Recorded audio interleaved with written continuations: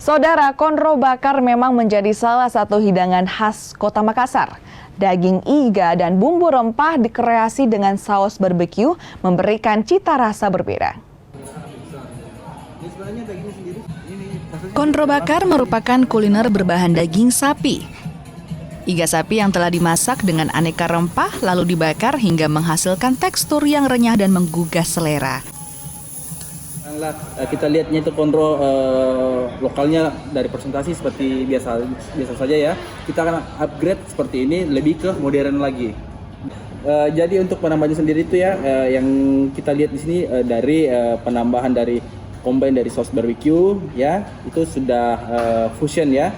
Kemudian untuk lokalnya sendiri kita ada peanut sausnya atau saus kacangnya.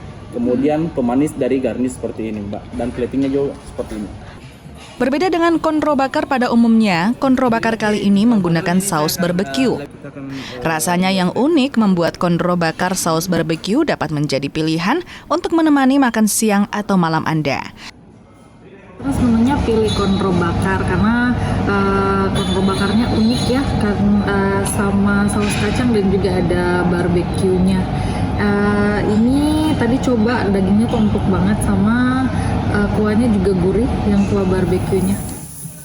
Konro bakar memiliki banyak keunikan seperti dagingnya yang empuk, aroma bakar yang khas dan kaya akan rempah dan bumbu menjadikannya spesial. Nila Rustam, Kompas TV, Makassar, Sulawesi Selatan.